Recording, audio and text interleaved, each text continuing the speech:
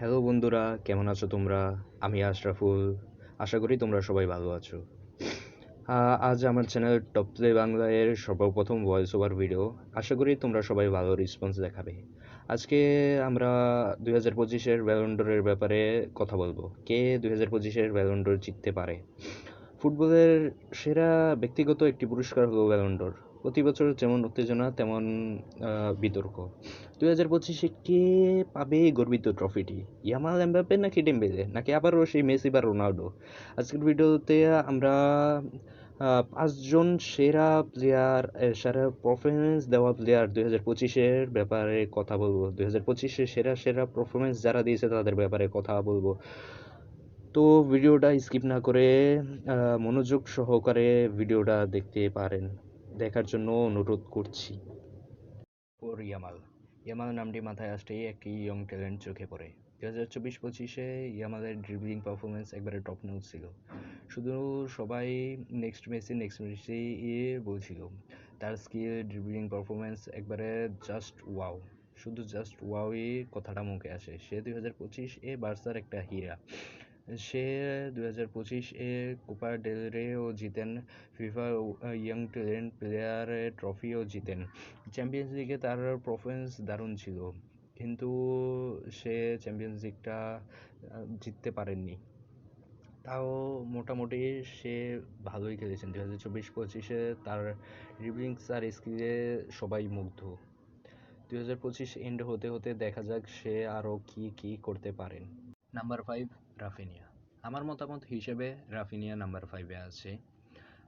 আপনাদের মতামত আপনারা চাইলে কমেন্টে জানাতে পারেন, কিন্তু আমার মতামত হিসেবে রাফিনিয়া নাম্বার 5-এ আছে।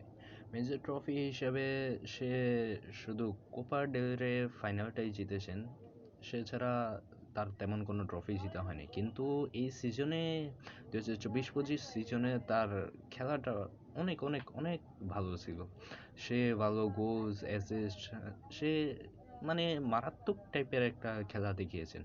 তা ফার্স্টে তো সবাই ভাবছিল সেই বুঝি ব্যালন ডি জিতবে, কিন্তু সিজনের মাঝখানে এখন জুন পর্যন্ত তার পারফরমেন্সটা সেরকম আর দেখা যাচ্ছে না।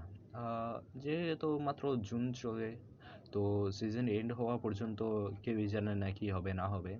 তাও এখনকার হিসাবে রাফিনা আমার লিস্টের টপ 5-এ আছে।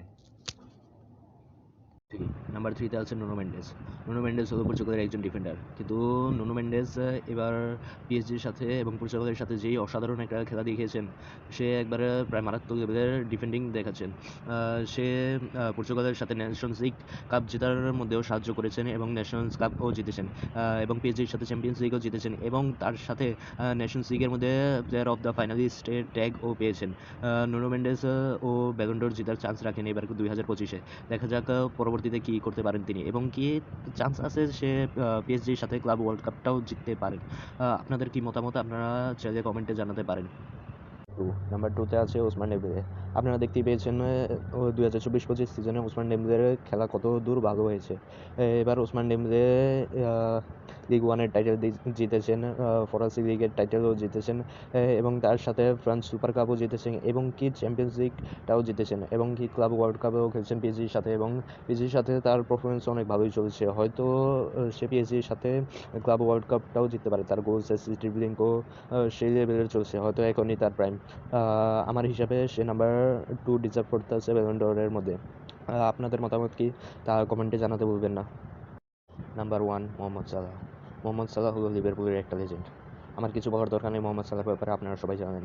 2025-এ সে গোল্ডেন বুট জিতেছে, এবং কি এফএডব্লিউ বর্ষের সেরা প্লেয়ারের টাইটেলও পেয়েছেন, এবং কি প্লেমেকারের টাইটেলও পেয়েছেন। তার ড্রিবলিং তো এবার অস্থির ছিল, তার বা পা উফ অনেকটা মেসির কথা মনে করিয়ে দেয়, এবং তার খেলা তো মারাত্মক চলছে লিভারপুলের জন্য, এবং হয়তো 2025-এ সে ব্যালন ডোরও জিততে পারে আমার মোতাবেক। আপনারা আপনাদের মতগুলো কমেন্টে জানাতে ভুলবেন না। আর যেহেতু আমার প্রথমবার ভয়েস ওভার, তো হয়তো জায়গায় জায়গায় আটকেও যেতে পারি, ভুলও হতে পারে। তো আপনারা দয়া করে সেগুলো ভুলে দয়া করে আমাকে ভালো রেসপন্স দেখাবেন, ভালো লাইক সাপোর্ট দিয়ে আমার পাশে থাকবেন। ধন্যবাদ।